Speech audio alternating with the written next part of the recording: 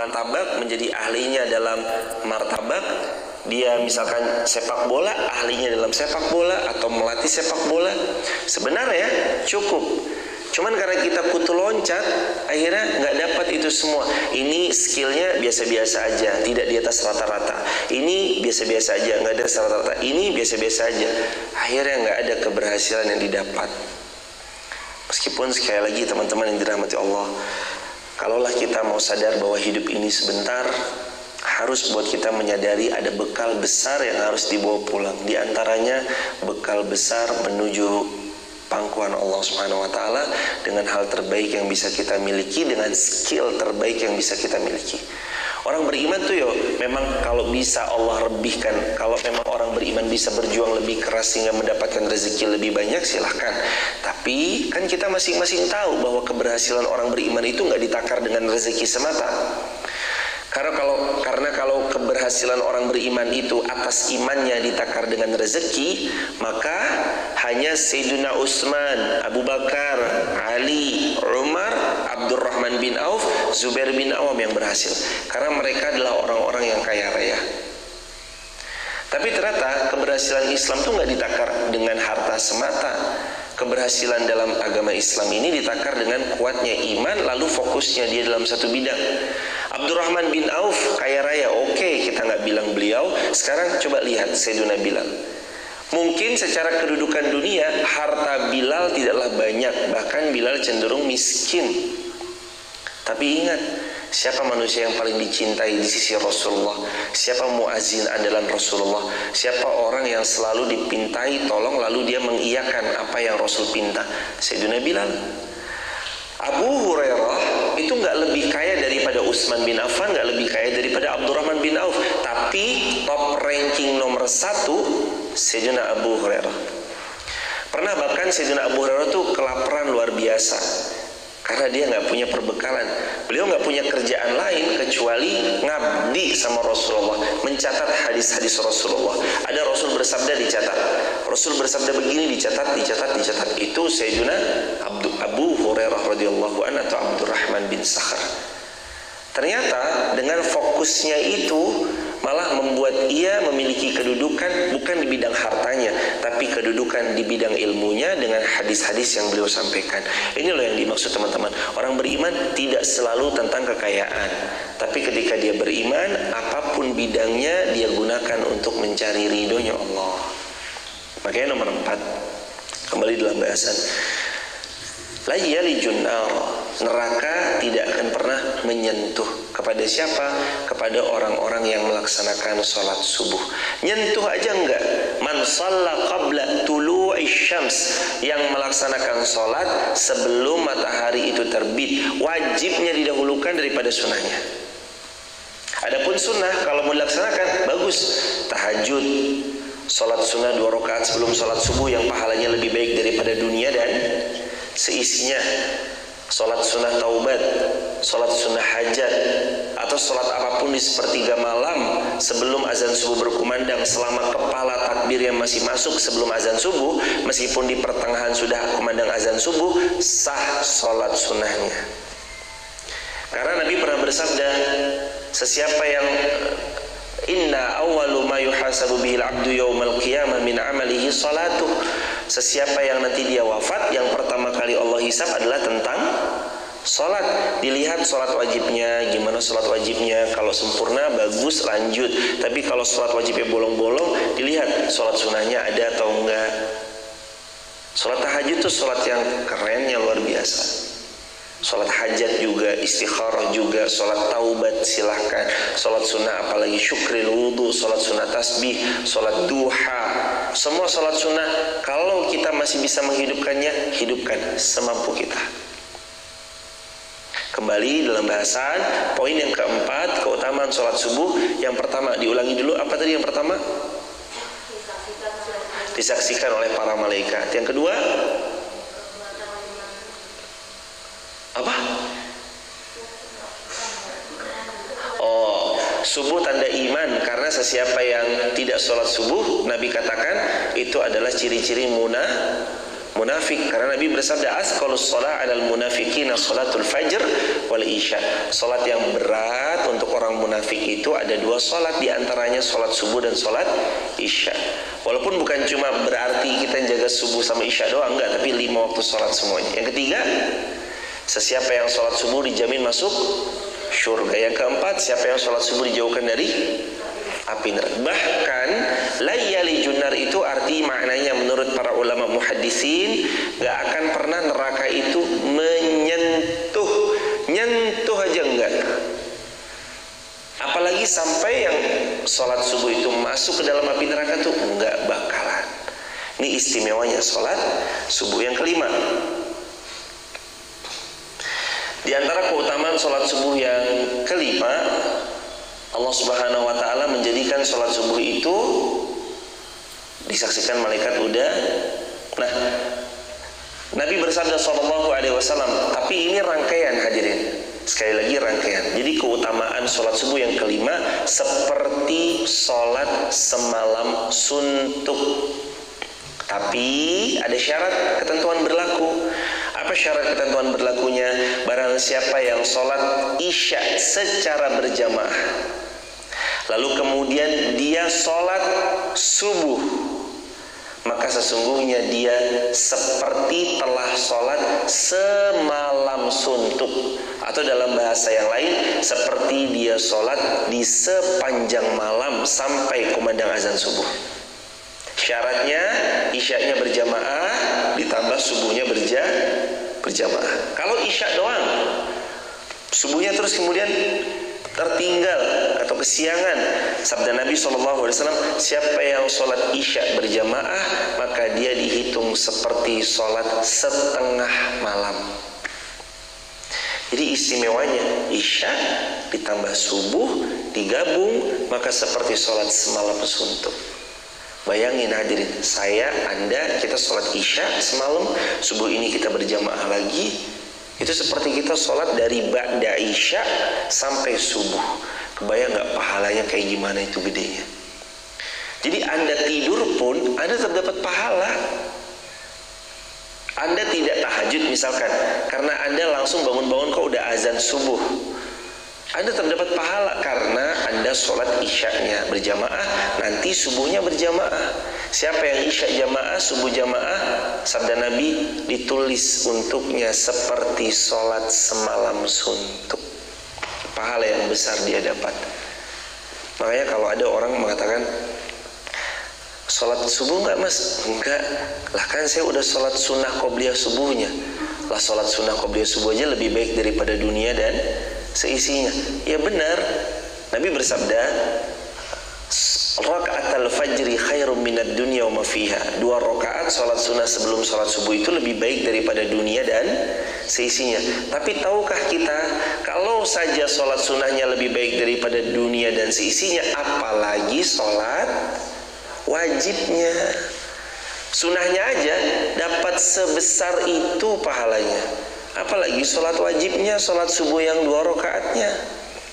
Jamaah dikasih tahu, Mbak, kalau Mbak melaksanakan satu hal ini, Mbak akan dapat 1 unit motor beserta bensinnya, beserta servisnya sampai 5 tahun ke depan. Lalu terus kemudian ditawari lagi, kalau Mbak melakukan yang ini, halnya sama-sama 2 rakaat, Mbak akan dapatkan yang lebih besar daripada motor, yakni sebuah 1 unit mobil dengan bensinnya selama 5 tahun ke depan dan biaya servisnya 5 tahun ke depan. Jadi merem, gak mikirin 5 tahun ke depan, gak mikirin uang karena sudah ditanggung semuanya. Kan kalau ada orang terus kemudian bilang, lah saya kan udah dapat motor ya, ngapain harus kerja lagi? Kan udah dapat motor, cukup sama motor lah. Padahal dia ngelakuin hal yang sama-sama 2 rakaat, waktunya sama, bacaannya sama, sama-sama gerakannya. Terus dia melewatkan satu kesempatan yang ada di atasnya dengan alasan, udahlah cukup dengan motor aja. Itu kalau bisa kita sebut orang yang kurang akal, boleh jadi orang yang tidak penuh akalnya jemaah. Karena harusnya kalau dengan gerakan yang sama atau dengan kerjaan yang sama dia dapat motor, dengan kerjaan yang sama pula dia dapat mobil, orang yang sehat akalnya dia pasti akan memilih kedua-duanya. Motornya dapat, mobilnya dapat.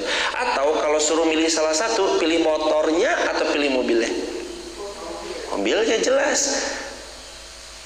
Karena secara akal sehat, ini kita bicara motornya motor yang 15 jutaan, mobilnya mobil yang harga ratusan juta. Jelas. Bukan yang motornya harga 30 juta, mobilnya harga yang 15 juta gitu. Bukan. Tapi secara akal sehat, kalaulah dia harus memilih antara motor yang 15 juta dengan mobil yang bahkan miliaran, dia pasti akan condong memilih, saya memilih mobil.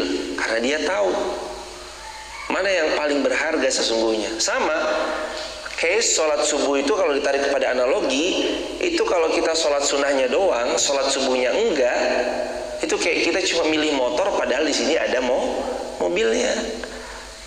Dan bahkan bukan cuma sekedar kehilangan mobil, ada dosa yang besar karena meninggalkan kewajiban, yakni sholat subuh. Oke hadirin, nomor 5 ini tentang keutamaan sholat subuh itu. Kamu tuh seperti sholat semalam suntuk, kata Rasulullah SAW. Apakah kita sanggup sholat semalam suntuk dari Isya sampai subuh berdiri terus tanpa pernah kita istirahat? Hampir-hampir kita rasa-rasanya akan tidak sanggup, kecuali sebagian orang yang Allah beri taufik, pertolongan untuk mereka sanggup. Tapi kalaupun kita berbicara kita sebagai manusia yang butuh waktu istirahat, kalau kita harus bangun terus sholat sepanjang malam dari Isya sampai subuh, rasa-rasanya nggak mungkin. Kalau kita ya secara umum. Tapi untuk sebagian orang tertentu atas taufik pertolongan Allah mungkin. Kalau kita kayaknya berat. Karena kita sholat tarawih 2 jam aja udah ngeluh hadirin kadang-kadang. Ini kapan selesainya imamnya baca panjang banget sih. Besok-besok jangan dah. Barang siapa yang sholat Isya berjamaah seperti sholat separuh malam, siapa yang Isya jamaah ditambah subuh berjamaah seperti sholat semalam suntuk, pahalanya besar. Kita yang sholat subuh mendapatkan pahala sholat sunnah yang dilaksanakan dari ba'da Isya sampai subuh. Kerennya jemaah orang yang sholat subuh. Makanya para ulama itu seringkali mengucapkan sesuatu yang dengan ucapannya harusnya kita merasa termotivasi untuk memperbaiki diri. Apa kalimat para ulama? Kalau kamu mau lihat orang yang Islam, lihat ketika hari raya. Itu Islam. Tapi kalau kamu mau melihat orang beriman, lihat di waktu subuh. Karena nggak gampang untuk bangun di waktu subuh, untuk konsisten di waktu subuh, untuk apalagi sampai-sampai habis subuh Anda ngaji. Itu nggak gampang jemaah, nggak gampang banget. Anda kok habis subuh nggak langsung balik, karena kecondongan hati pengennya habis subuh langsung balik. Melanjutkan apa? Melanjutkan tidur, melanjutkan istirahat. Subuh-subuh matanya udah begini, Allahu Akbar, sholat udah sambil sholatnya udah sambil ngantuk-ngantuk, ngaji pun udah sambil Bismillah ya Allah, Bismillah ya Allah, ayo Bismillah ya Allah, ayo matanya gini-gini, lemes lagi. Waktu subuh godaannya banyak.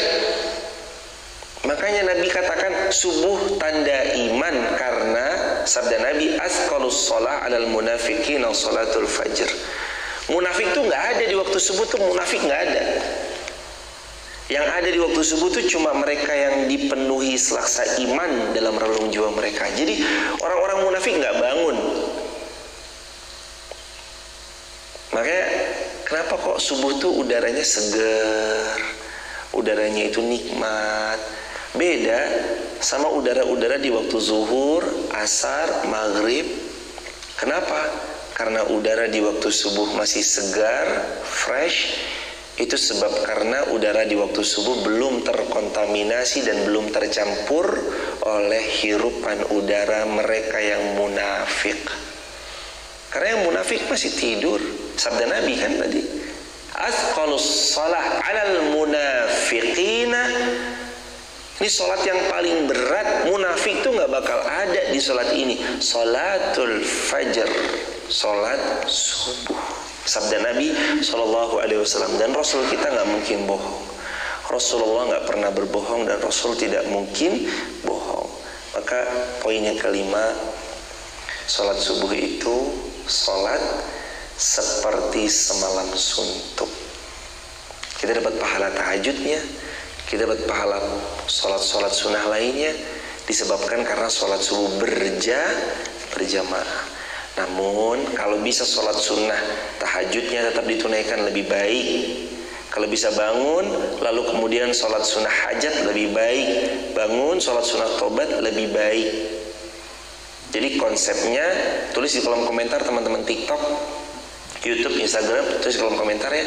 Konsepnya yang wajib dijalankan, yang sunnah dihidupkan. Coba jemaah, yang wajib diapain? Dijalankan. Yang sunnah diapain? Hidupkan. Selaras. Dan hadirin ingat, Allah itu sari'ul hisab, maha cepat perhitungannya. Ulama menjelaskan di sana Allah nggak akan pernah salah dalam menghitung amal-amal kita. Di sini pun sebenarnya hari hisab sudah mulai jemaah, udah mulai dihitung dari sekarang. Makanya orang-orang yang tidak menjaga pola, mohon maaf, pola kesehatan terhadap paru-parunya, mereka mungkin mohon maaf sekali lagi merusak paru-parunya yang Allah amanahkan kepada mereka dengan menghirup sesuatu yang bisa merusak paru-parunya. Dalam beberapa saat ia berpotensi ada kerusakan. Itu udah mulai dihisab tuh. Anak-anak muda yang serius sungguh-sungguh belajar, ini tentang hisab juga. Jadi anak-anak muda yang sungguh-sungguh belajar, dia akan dapatkan keberhasilan di masa yang akan datang. Ketika dia besoknya ujian fisika, dia tahu, maka malamnya dia pelajari. Saat ujian itu datang, dia sudah siap karena dia semalamnya belajar. Itu kan udah dihisab berarti. Perhitungan itu kan udah dimulai. Orang yang sungguh-sungguh melakukan sesuatu yang tidak pernah dilakukan orang pada umumnya, maka dia akan dapatkan sesuatu yang tidak didapatkan orang pada umumnya. Coba aja, lakuin aja sesuatu yang tidak dilakukan oleh orang secara umum, maka besok kita akan mendapatkan sesuatu yang orang umum tidak mendapatkannya. Apa? Silahkan, sesuai dengan bidang dan kesukaan masing-masing. Yang sukanya lari, saya yang nggak pernah lari, bertemu sama Mas Herman yang setiap subuh lari misalnya, yang setiap 2 pekan sekali futsalan misalnya, yang setiap pagi olahraga, sedangkan saya nggak olahraga, kita bertemu dalam beberapa waktu yang akan datang berbeda. Fisik saya jauh lebih drop, fisik Herman jauh lebih prima. Kenapa? Dia melakukan yang saya tidak lakukan, olahraga. Niko yang setiap hari jadi pilot drone, Niko nerbangin drone, Z, tolong dong ini, tolong dong ini Z. Dengan saya yang nggak pernah nerbangin drone, satu saat beliau akan dapatkan sesuatu yang saya tidak dapatkan. Karena beliau konsisten di bidangnya, tekun, dan semua bidang tuh tentang sama. Jamaah mau lihat sepak bola, basket, olahraga secara umum, ataupun di bidang perkulineran, ataupun di bidang bisnis clothing, ataupun di bidang bisnis apapun jenisnya, skincare lah, bisnis properti lah, bisnis apa segala macam, jamaah nggak akan pernah mendapatkan rumus yang berbeda kecuali rumusnya pasti template-nya sama. Template secara umumnya sama. Template-nya man sabata nabat. Kalau kita konsisten, pasti akan tumbuh. Itu template udah di semua bidang, disiplin ilmu manapun, lintas disiplin ilmu manapun, bidangnya sama, template-nya sama. Manjada wajad. Sungguh-sungguh konsisten, disiplin, berani berkorban lebih daripada yang lain, berani berjuang, spare time. Kalau orang bekerja 12 jam, kita membangun diri kita kerjanya 24 jam non-stop. Orang bilang, enak ya kamu dagang, enak ya kamu mah pengusaha, bisa libur kapan aja. Mungkin kita bisa bilang saudara kita yang dagang usaha bisa bilang kayak gitu, enak dalam kacamata kita. Tapi lupakah kita berapa banyak tisu yang beliau habiskan? Ya nggak? Pedagang tuh berapa tisu yang beliau habiskan? Yang lain kerja dari jam 8 pulang jam 4, pedagang tuh enggak. 24 jam mikir, ini gimana ya flywheel marketingnya, gimana ya customer journey-nya, gimana ya supaya dia datang lagi, nanti datang membawa temennya lagi, temennya cerita lagi, membawa temennya lagi. Itu kan di kepalanya tuh berpikir terus. Gimana ya caranya ya supaya nanti begini, gimana caranya ya kedai yang satu ini bisa bertahan, lalu kemudian tambah lagi, lalu kemudian nambah lagi dengan pertolongan Allah. Kalau ini kok terlibat, enak ya kamu 8, enak ya kamu bisa libur kapanpun. Tapi ternyata tidak. Itu sebabnya karena sekali lagi lakukan sesuatu selanjutnya buat dia. Jadi jangan bilang, mah enak sekarang. Enggak, manusia hari ini yang kita bilang kamu mah enak, itu akumulasi dari bertahun-tahun dia melewati kehidupan ini. TK-nya, SD-nya, SMP-nya, SMA-nya, teman kuliahnya, atau mungkin langsung kerja, berarti teman kerjanya, circle-nya, lingkungannya, teman nongkrongnya, siapa yang sevisi misi sama dia untuk dia punya program, lalu kepada semuanya saling terlibat. Start yang baik menentukan. Awali hari dengan penuh kebaikan, sholat subuh. Subuhnya baik, jangan langsung tidur. No sleep after subuh. Tulis di kolom komentar. No sleep after subuh. NSAS. NSAS. No sleep after subuh. Nggak ada tidur habis subuh tuh, jangan tidur. Bangun, ngaji, baca Quran. Saya kan ngaji nggak bisa baca Quran. Loh, tadi emang bukan baca Quran. Tadi kan dia baca Quran. Inna Qur'anal fajri kana mashhuda. Tadi kan kita baca Quran. Al-Isra ayat 78, 79, 9, ayat 78, 79, ayat 90, ayat 91. Tadi kita ayat 81. Tadi kita baca Quran. Itu Quran yang kita baca. Yang kata Nabi, siapa yang baca Quran mentadabburinya itu lebih baik daripada dia pulang dapat unta bagus lagi hamil besar. Unta ini unta yang paling mahal. 2 ayat lebih baik dari 2 unta. 3 ayat lebih baik dari 3 unta. Begitu seterusnya. Kalau tadi kita bahas berayat-ayat, hadisnya, dalilnya, Qurannya, hadisnya, bukankah dapat pahala yang besar luar biasa? Apalagi Nabi bersabda, siapa yang datang menuju majlis ilmu, sahalallahu lahu bihi tariqan ila jannah. Allah buatkan jalur VVIP masuk surga. Besok, ini kamu, hambaku, sini kamu kan yang ahli majlis ilmu ya? Iya. Jalurnya bukan yang antri sini, enggak, ini yang antri jalurnya beda. Ini kamu punya jalur VVIP. Ya Allah, saya tahu kok amalan saya nggak pantas masuk VVIP. Emangnya saya ngamalin apa? Kamu kan ikut kajian subuh kan? Iya, tapi saya nggak offline, saya online. Nggak apa-apa, walaupun online kamu kan ngaji. Ini jalur VVIP. Makanya teman-teman di TikTok, YouTube, Instagram, nggak apa-apa, semangat online, semangat. Walaupun online, semangat.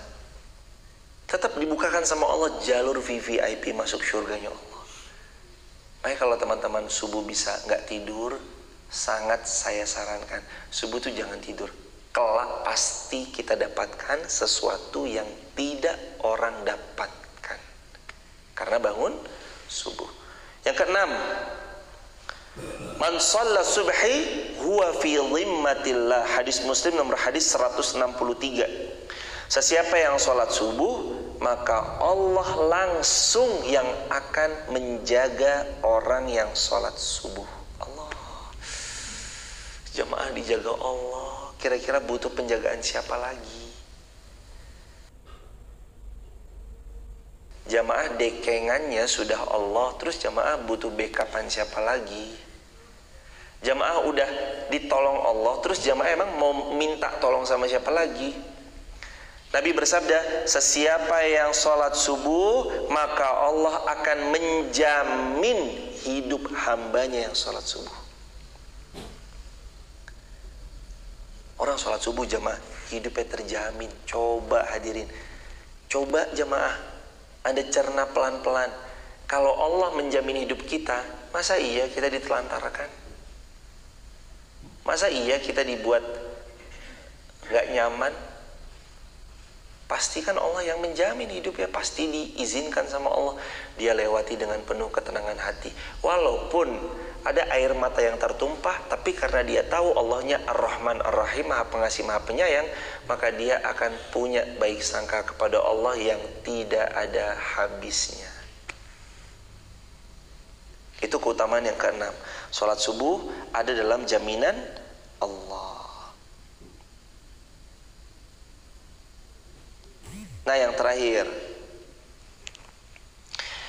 jemaah, barang siapa yang sholat subuh